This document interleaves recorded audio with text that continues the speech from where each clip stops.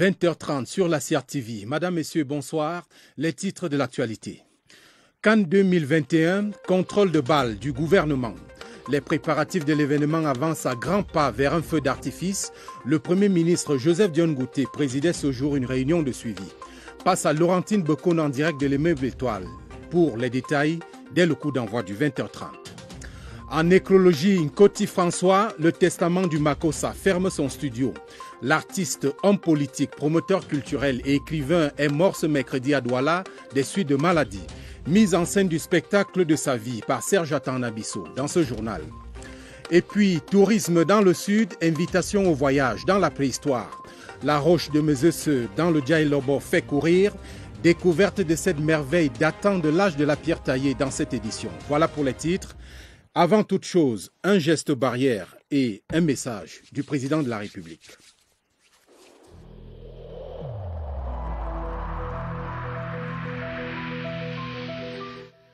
Je vous exhorte de nouveau à porter vos masques, à vous laver régulièrement les mains et à faire appel à un médecin ou à tout autre personnel de santé au cas où des symptômes apparaissent. C'est le seul moyen de préserver les vies et de freiner la propagation du virus.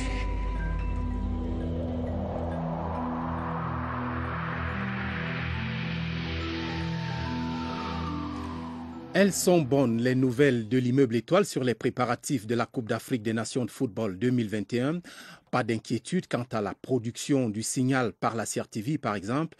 Mais en attendant, tout s'anime pour faire du tirage au sort un succès. Des assurances données ce mercredi par des membres du gouvernement au Premier ministre Joseph Dione Ngouté qui présidait une réunion de suivi. Laurentine Bekono. C'est bon signe, la CRTV est prête à produire et à distribuer le signal TV international dont elle a reçu les droits exclusifs de retransmission auprès de la CAF. La bonne nouvelle était portée par le ministre de la Communication, René Emmanuel Sadi, qui a donné les assurances quant à la décision du chef de l'État de doter la CRTV de toutes les infrastructures nécessaires. Bonnes et rassurantes sont également les nouvelles relatives à la cérémonie de tirage au sort.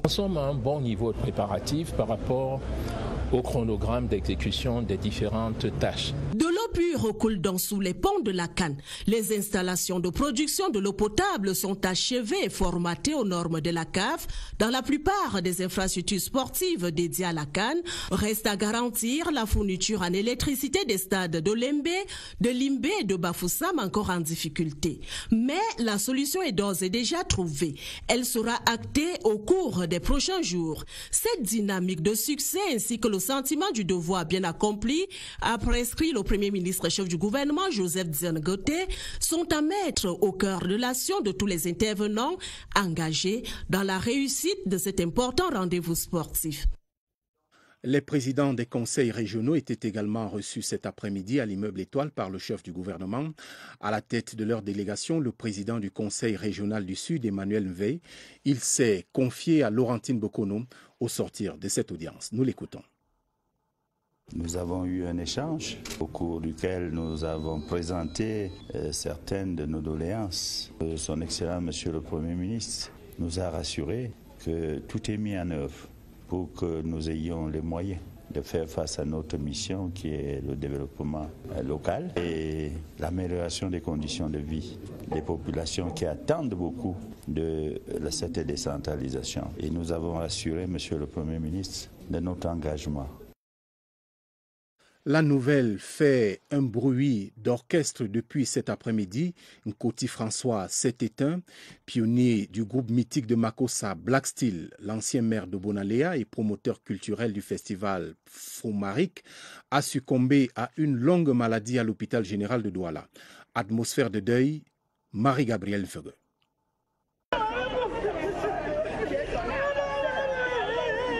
Les cris et les pleurs des enfants du disparu font de l'âme à toutes les personnes présentes à l'hôpital général de Douala ce mercredi 4 août 2021. Nkoti François, un monument du Makossa, vient de s'éteindre. Il a eu un malaise à un moment. On s'est rendu compte qu'il doit avoir un problème au niveau de l'abdomen et on a demandé qu'on lui fasse une opération. On n'a même pas terminé la procédure qu'il s'en est allé. La famille du Pacriage, l'un des pionniers du groupe mythique de Makossa, les Black Steel, aux côtés de Émile Kangué, Toto Guillaume et bien d'autres, ancien maire de Bonalea et promoteur du Fomaric depuis 26 ans, ses amis et ses collègues artistes sont dans la désolation. Le vide se fait déjà ressentir. Chaque chose un côté, on aura encore qui? Tout est fini, c'est comme si le ciel tombait sur ma tête. Avant sa mort, Nkoti François s'attelait à la production de sa nouvelle livraison musicale. Il m'a demandé de lui composer une chanson. Lorsque je lui disais, papa, il faut qu'on accélère le travail, il dit non, je suis encore solide. Le club Nkoti au lieu-dit Vallée-Croix boutique à Douala porte également le deuil. Tout y est fermé. Sa dépouille a été gardée à la garnison militaire à Bonanjo. Nkoti François, vous vous en souvenez, était de passage ici au centre de production de la CRTV à Mbala 2 en février dernier. Il préparait alors la célébration de ses 50 ans de carrière et du 28e anniversaire de sa foire Fomaric. Il a offert à cette occasion au directeur général de la CRTV des coffrets et son livre comme héritage. Steve Tchega et Kembenge.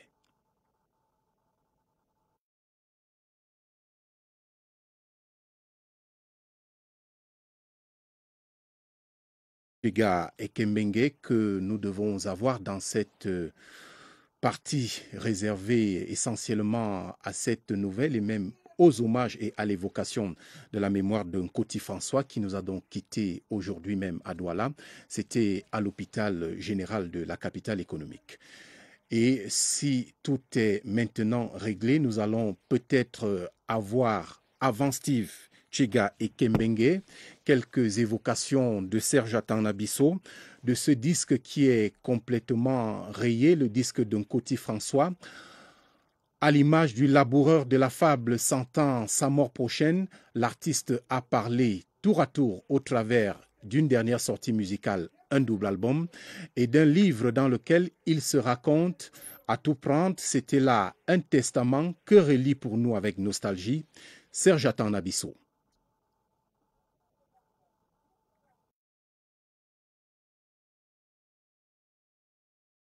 Nkoti François offrait les coffrets et les pages de sa vie à la CRTV. C'était donc son testament musical avec le poids d'un héritage, un demi-siècle de carrière gravé dans ses disques.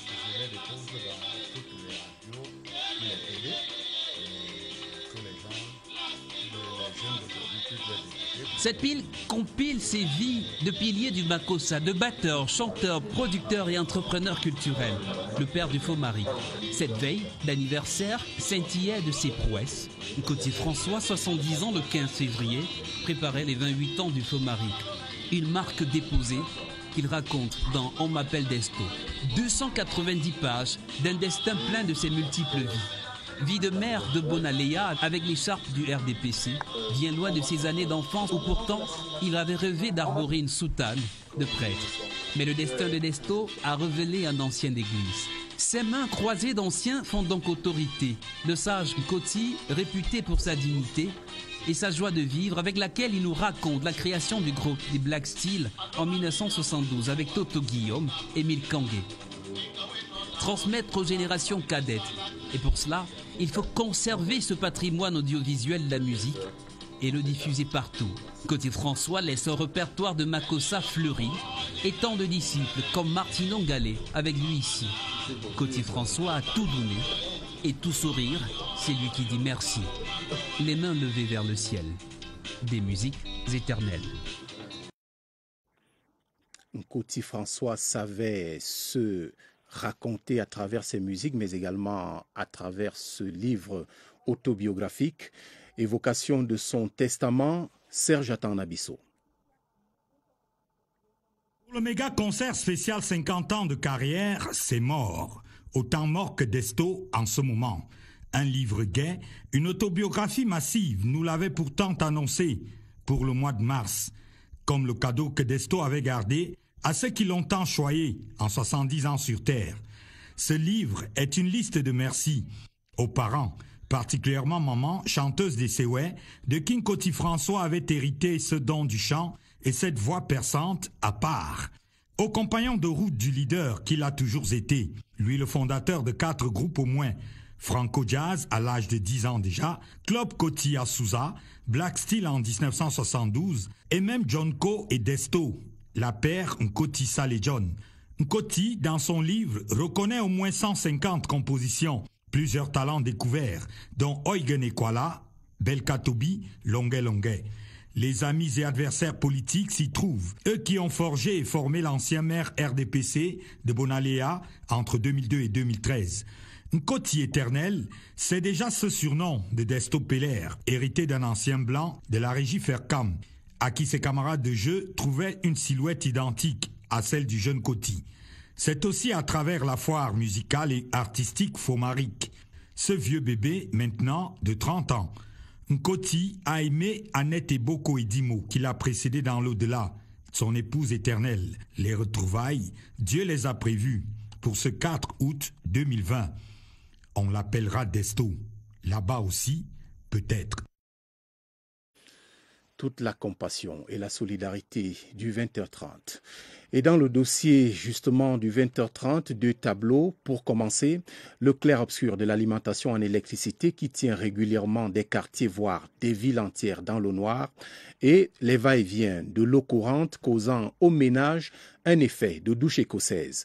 Dans les 2 cas, les factures font jaser, comme vous le verrez dans ce reportage de Cyril Kingembepe. Il est un peu plus de 15 heures et nous sommes au quartier Mbala 2 à Yaoundé. Il y a à peu près 5 ou 6 mois, il n'y a pas de l'eau. Je viens ici 3 fois par semaine. L'eau bidon là a une contenance de 25 litres. La souffrance de cet homme, malgré son âge et son grade, n'est pas particulière. L'eau vient vers 23h minuit et pour couper vers 4h en journée, l'eau ne coule pas. À Douala et Garoua aussi, la peine est ressentie avec un peu plus de rigueur. Il y a des moments où l'eau sort avec une couleur un peu qui ne ressemble pas à une eau potable. Quand elle vient, elle est énormément sale. Autre souffrance en matière d'énergie électrique cette fois dans la petite et moyenne entreprise. Dès qu'il y a coupure de lumière, si vous transformez par exemple de l'huile, ça veut dire que vous pressez de l'arachide, toute la machine est bloquée. Parce que la pâte d'arachide sèche dans la machine. Il faut décomposer toute la machine avant de mettre en service. Ça veut dire qu'il y a une addition en termes de main-d'œuvre. Quand vous laissez des gens qui vont travailler dans la nuit et qu'à 21h il n'y a plus de courant, non seulement ils sont en insécurité. De l'autre côté, vous avez ce manque à gagner. Nous sommes basés dans la zone industrielle. Il y a même eu des semaines où on a eu pratiquement 48 heures de coupure. À l'heure des factures, la surprise est totale. Je reçois pratiquement à 7h du matin un message Orange Money faisant état de ce que je devais 224 308 francs à Eneo, alors que je n'avais pas d'impayé jusqu'à là. Tout faire pour résoudre les crises d'eau et d'énergie, la préoccupation devient urgente. 1800 plaintes ont été déposées à l'Agence de régulation du secteur de l'électricité par les consommateurs en 2020. Seulement moins de 50% ont trouvé des solutions. Question, quelle est la procédure et quelles sont les chances d'aboutissement? Alvin Giselze a mené l'enquête. Il en est ainsi pour l'eau comme pour l'électricité. Voici la principale pomme de discorde entre les usagers et l'opérateur en charge de la distribution de l'énergie au Cameroun. L'ARCEL, le régulateur mis en place par l'État, assure le rôle d'arbitre. Pour l'année 2001, nous avons reçu plus de 1800 plaintes des consommateurs pour divers sujets qui peuvent concerner la surfacturation, mais qui peuvent également concerner les problèmes de qualité de service. Les associations de défense et de protection des droits des consommateurs participent également à l'apaisement.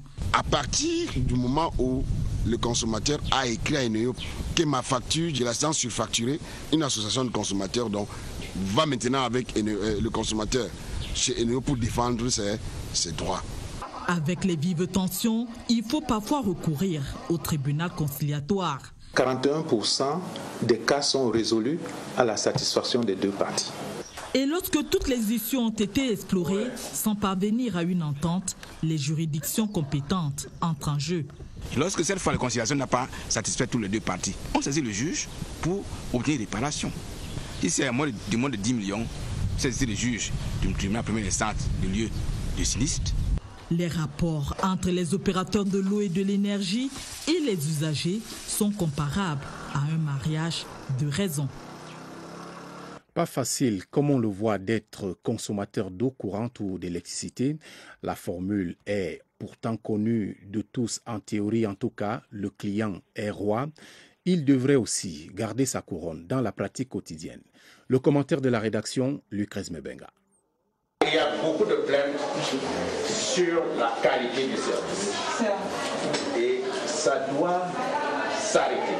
Oui, il est temps que les sociétés en charge de la distribution de l'électricité et de l'eau s'en souviennent. Le client est roi et non un valet. De ce fait, il mérite tous les égards. C'est avec bienveillance et avec un sourire qu'il doit être accueilli dans une agence d'électricité et d'eau. Merci madame la caissière de lui épargner votre insolence. Merci monsieur le chargé de la clientèle de faire l'économie de votre condescendance lorsque nous sommes porteurs d'une requête contestant une facture. Car au-delà de notre supposée mauvaise foi, la lecture de l'index d'un compteur n'est pas donnée à tout le monde, on le sait, et même que parfois, les sous-traitants dont vous répondez ne brillent pas par leur professionnalisme. Merci de faire preuve de compréhension lorsque nous demandons des moratoires de paiement, lorsque nous n'arrivons pas à débourser les 4 000 et plus de pénalités dues aux factures payées après la date limite. Oui, opposez la compréhension et le respect à la qualité approximative de vos services, au délestage, aux coupures, à l'instabilité du réseau qui grille nos appareils électroménagers. Opposez la bienveillance à cette eau parfois malodorante et colorée qui nous conduit souvent à l'hôpital.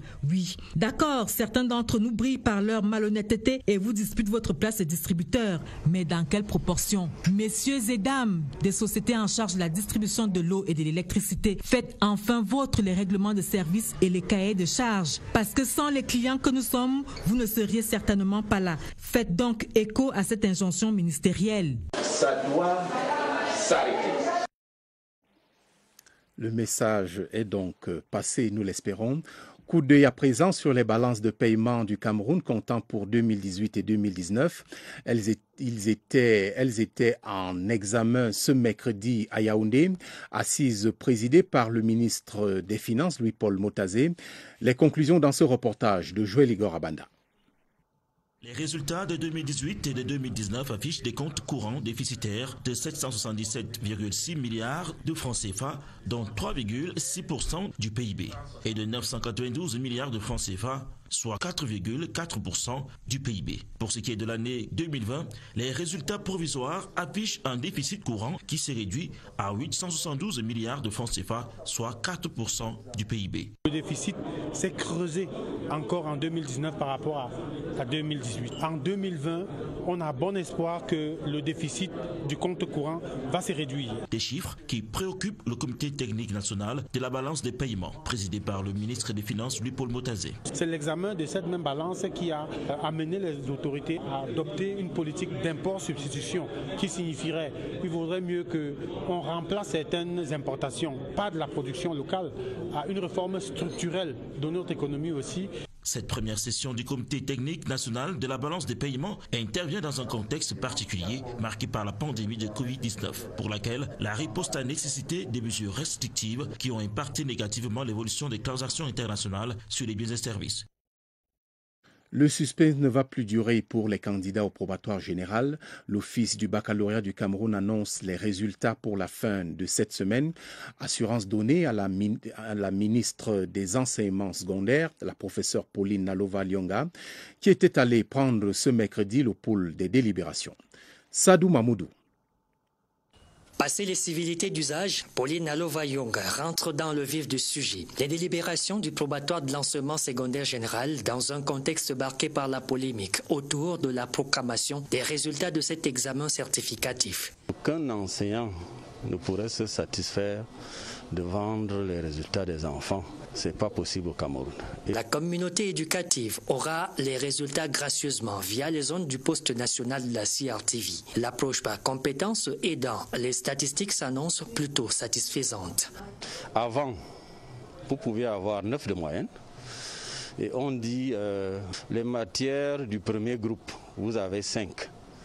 Si on passe à 10 et que vous avez 5 en matière de premier groupe, vous deviez rater. Aujourd'hui, l'approche par les compétents nous dit non, on ne regarde plus ça. Fin semaine prochaine, c'est l'échéance pour la proclamation et la publication des résultats du probatoire de l'enseignement secondaire général, puis rentrera en scène le GCE Board. Une question de quelques jours. Partage d'expérience entre les premières femmes avocates d'Afrique et la jeune génération ce mercredi à Yaoundé. Des échanges sur le vécu professionnel dans l'avocature, prélude aux travaux du 2e congrès du réseau international des femmes avocates qui s'ouvre demain. Nicole Doudou. Masterclass avec sur scène 4 brillantes avocates au barreau du Cameroun dont les plaidoiries retentissent à travers le monde. Elles ont marqué les premières heures de la profession d'avocat en Afrique. La jeune génération est venue s'abreuver à leurs sources. Aujourd'hui, j'ai ouvert la même porte à beaucoup d'autres. Une fois qu'on a enlevé les verrous, il reste maintenant à être un exemple. Un exemple de travail vraiment acharné en ce qui concerne l'avocat d'une manière générale et à plus forte raison d'un avocat qui est pionnier. Un grand moment d'échange salué par le barreau du Cameroun. C'était la meilleure manière d'ouvrir ce congrès qui a attiré beaucoup de jeunes. Mais nos jeunes ont aussi besoin qu'on leur montre comment ça s'est passé pour les autres. Les avocates les plus anciennes, parmi les plus anciennes au tableau, ont répondu présent. Ça a été très intéressant et ça promet de l'être encore. Le 2e congrès du réseau international des femmes avocates qui s'ouvre au palais des congrès de Yaoundé ce 5 août a pour thème Protocole de Maputo, un instrument nécessaire à la recherche d'une efficacité au-delà de son effectivité. Au centre du rendez-vous 3 thématiques, à savoir la profession d'avocat, la spécialisation et la conciliation vie familiale et vie professionnelle. S'agissant de la vie professionnelle, signalons cette prise de contact entre le nouveau président du conseil d'administration de Simencam et le personnel de l'entreprise à Douala. Yves Mbelendoué a été accueilli par le directeur général qui lui a présenté la structure dont il a la charge. Le compte rendu de Flore Écoulet. Jacques-Yves Mbelendoué a été chaleureusement accueilli dans les locaux de la cimenterie par le directeur général et son staff. Au cours de cette visite de prise de contact, le nouveau président du conseil d'administration a fait le tour des services administratifs de Simencam à Bonabéry. Il a également bénéficié d'une visite guidée et détaillée de l'usine de production de ciment, supervisée de main de maître par le directeur général de la structure.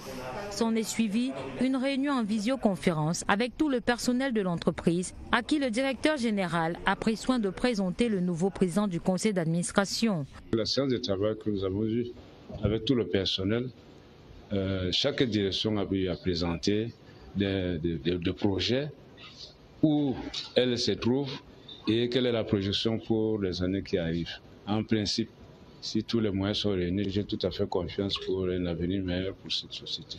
Il a officiellement pris les rênes de la présidence du conseil d'administration de Simencam le 13 juillet à l'issue d'un conseil d'administration présidé par le ministre des Mines, de l'Industrie et du Développement technologique, Gabriel de Dondoké. Il était accompagné lors de cette tournée par le directeur général de Simencam. On attend de notre nouveau président des nouveaux souffles, des nouvelles idées pour continuer à grandir, pour faire que Simencam demeure encore plus leader, soit encore plus leader sur le marché des matériaux de construction au Cameroun.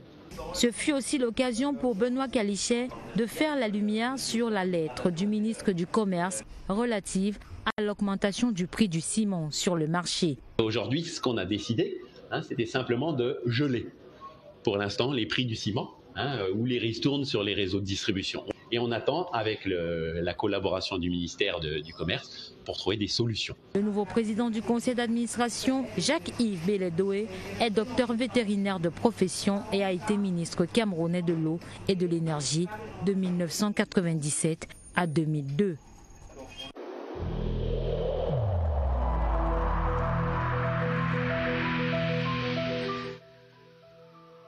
Malgré nos efforts, le Covid-19 a endeuillé de nombreuses familles et provoqué de graves difficultés dans le fonctionnement de notre économie et de notre société.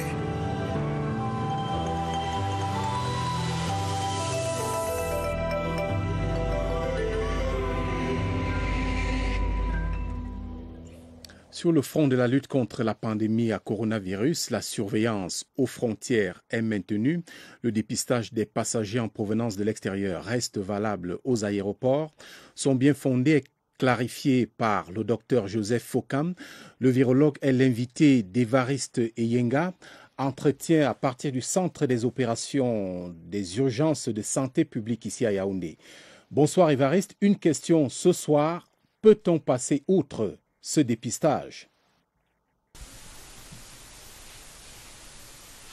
Bonsoir Romuald, c'est incontournable, c'est en fait obligatoire le test Covid à l'entrée des frontières du Cameroun, particulièrement au niveau des aéroports. Toute personne revenant de pays étrangers est soumise à un test. Seulement, en partant des pays étrangers déjà, là-bas, on a effectué d'abord un prélèvement et on a obtenu des résultats que l'on vient présenter. Pourquoi cette nécessité absolue d'un test ici au Cameroun? Question au docteur Joseph Fokam. Docteur, bonsoir. Bonsoir Évariste. Alors, quand on vient de l'étranger, on a préalablement été prélevé, il y a eu un résultat de test négatif, mais pourquoi un autre test à l'entrée du Cameroun? Effectivement, Évariste, il est bien connu que le test PCR est le test de référence pour la COVID-19 lorsqu'on voyage hors du Cameroun, avec 72 heures de délai, mais également le test antigène à l'entrée du Cameroun pour être prudent et dans le contexte d'une surveillance active permet de faire un triage des personnes avec un fort risque de contamination. Et pourquoi? Parce que le test rapide antigène, qui coûte moins cher et qui donne un résultat très rapide, en 15 minutes, a permis aussi à l'aéroport de détecter 6 cas positifs sur près de 3400 échantillons. Le test rapide joue donc ce rôle de screening à l'aéroport et potentiellement d'éviter une troisième vague pour le pays qui pour l'instant est à un taux très faible de positivité. Ça c'est compris, docteur, mais tout de même, le test rapide c'est 30% de marge d'erreur. Est-ce que ça ne compromet pas la fiabilité? Justement, le test rapide est peu sensible, contrairement à la PCR, ça c'est vrai, mais le test rapide permet de détecter toute personne qui a une charge virale élevée et qui dit charge virale élevée dit risque de transmission en communauté.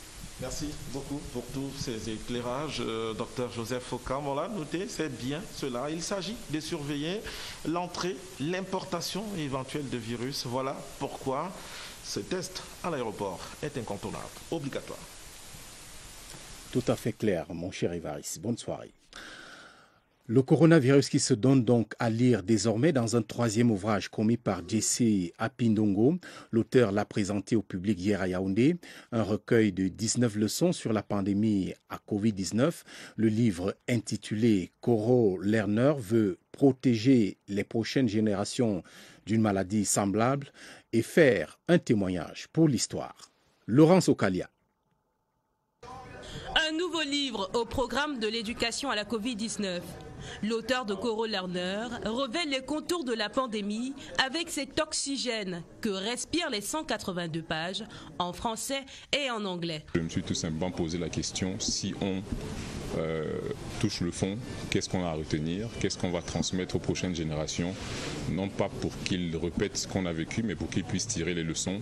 C'est aussi le fruit des recherches et des consultations de 19 experts en 19 semaines pour donner 19 leçons sur la pandémie. Le recueil Koro Lerner, qui est disponible sur le site web gratuitement, est un document qu'on va dire a un objectif business pour accompagner donc les entreprises, les entrepreneurs et toutes les initiatives qu'il y a eu avant ou bien pendant et peut-être après la crise. Depuis 2013, Jesse Ndongo s'est fait une place dans l'arène des écrivains camerounais.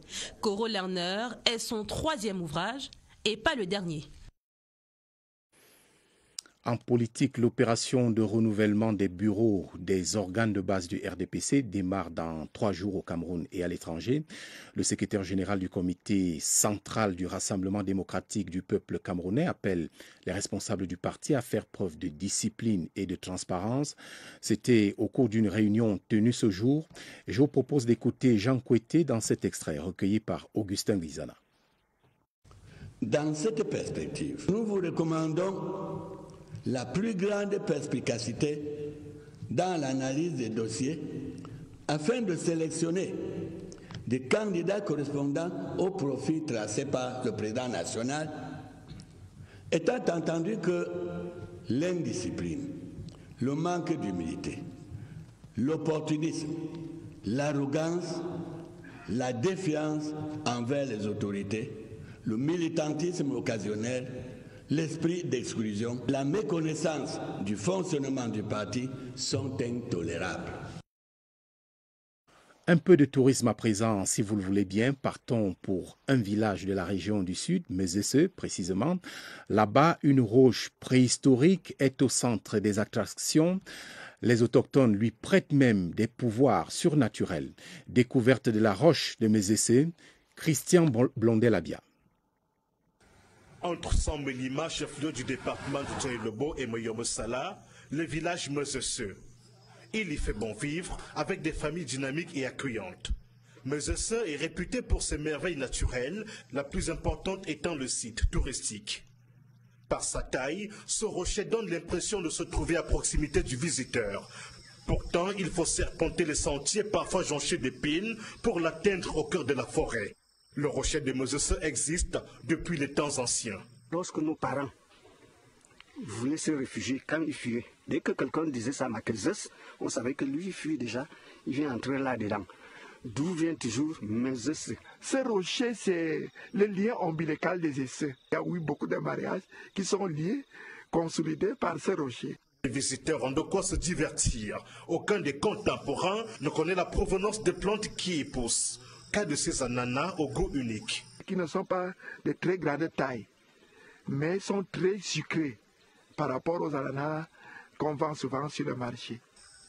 La verdure tout autour du monument naturel joue plusieurs rôles. Chaque être vivant d'ici en profite. La preuve, ce bétail. Si les animaux parlaient, leur verbe en serait sans doute le témoignage le plus concret. Vous voyez d'abord leur aspect, très propre parce qu'il n'y a pas la terre ici pour se salir. Et puis le goût également. C'est un patrimoine que les autochtones souhaitent voir préservé au bénéfice de tous. Le rocher de Mesese garde son statut parmi les sites touristiques du Sud. Chacun gagnerait certainement à s'y rendre afin d'apprécier de près ce trésor. Il faut donc aller à la chasse du trésor. Commémoration de la mort de Douala Mangabel, la 107e édition du Tête et Combo s'est ouverte à Douala par une conférence sous le thème « Envisager la réhabilitation de Rodolphe Douala Mangabel, cela est-il possible ?» Détail avec Olivera Mauvengwete. Pour la 107e fois, le peuple Sawa et par extension le Cameroun dans son ensemble commémore la mort du martyr Rodolphe Douala Mangabel à travers le Tété Combo. Il est question de revisiter les pages glorieuses de l'histoire de notre nation et de la faire connaître au monde entier. Douala Mangabel n'appartient plus au Sawa, il n'appartient pas au Canton Bel, il appartient à tout le Cameroun, il appartient à l'Afrique. Les organisateurs évoquent la nécessité de la réhabilitation de la vraie histoire de résistance ainsi que la place du héros afin de rattraper le train de la reconnaissance. La question de la réhabilitation aujourd'hui par le Cameroun, elle est cruciale parce que en ce moment, en Allemagne, il y a toute une série d'actes qui sont en train de faire avancer le projet de réhabilitation de Rodolphe Douala Mangabel. La particularité de cette édition qui se tiendra sur 6 jours est la participation des autres petits-fils de héros, notamment le pasteur Samba, petit-fils de Martin-Paul Samba, et le projet de construction des monuments de plusieurs héros nationaux. Événement à suivre par la presse et s'agissant de celle-ci, la section camerounaise de l'Union de la presse francophone poursuit sa série de rencontres avec ses partenaires. Les membres du bureau ont été reçus ce mercredi en audience par le directeur général de la SOPECAM, Marie-Claire Nana. L'équipe conduite par Evelyne Oona Somba était déjà hier chez le ministre des Finances, Louis-Paul Motazé. Faisons le point avec Mohamed Nana. L'Union de la presse francophone voit grand et le montre à ses partenaires. Pour une meilleure mise en œuvre de son plan d'action, la section camerounaise de l'UPF sait pouvoir compter sur son carnet d'adresses. Entre les lignes de ce document, remis au ministre des Finances les missions et les priorités du nouveau bureau. Nous venions aussi lui dire que nous comptons réactiver le partenariat avec ce ministère. L'UPF a toujours bénéficié du soutien de ce département ministériel et nous espérons que cela va continuer pour nous aider à poursuivre nos missions sur le terrain. L'Union de la presse francophone, qui est une chaîne de relations professionnelles, entend également servir de vitrine aux actions du ministère des Finances. Nous avons à disposition l'une des meilleures plateformes de professionnels des médias au Cameroun et que nous souhaiterions accompagner aussi par des explications tout ce qui se fait ici et qui n'est pas toujours compris. Tout sourire, le ministre des Finances et le bureau de l'UPF en ordre de marche. Cannes 2021, le tirage au sort de la compétition se tiendra dans 12 jours au Palais des Sports de Yaoundé. Le Cameroun, pays organisateur, est une destination recommandable et son expérience est avérée puisqu'il a abrité par le passé plusieurs compétitions avec succès. État des services du Cameroun dans la maîtrise des grands événements, Évariste Yenga. Tout est réuni pour maintenir la flamme allumée. Le Cameroun se dirige vers une organisation réussie de la CAN 2021. Les stades d'accueil de la compétition mis à disposition par le président de la République ont fait l'unanimité sur leur qualité de la vie des dirigeants sportifs africains. Je tiens même à remercier le président Paul Biya, son gouvernement, le peuple camerounais évidemment, pour les investissements entrepris. C'est pour la jeunesse africaine beaucoup plus que pour les jeunes du Cameroun seulement. Aujourd'hui, le Cameroun dispose des outils, en football je peux dire, mais pas dans d'autres domaines, des outils qui fait la fierté d'un continent. Le temps avait déjà été donné en 2016, une CAN féminine tenue avec panache et plus récemment le CHAN, copie rendue à la hausse. On ne regrette pas d'avoir choisi Cameroun pour abriter cette CAN. Au contraire, c'est une fierté en tant qu'Africain d'avoir vu cette cérémonie de clôture. Et puis j'ai suivi à la télé ce niveau du CHAN qui se relève de plus en plus. Bien organisé, c'est au-delà du football. CAN féminine de handball, CAN féminine de volleyball et l'afro-basket en sont les témoins vivants. Ajouter de l'éclat, relever les standards. C'est la pierre angulaire des grands événements réussis au Cameroun. Pas de glissement des sites, le tirage au sort, ce sera bien au Palais des Congrès de Yaoundé et ce sera le 17 août prochain. Telle est l'actualité ce mercredi. Prochain journal.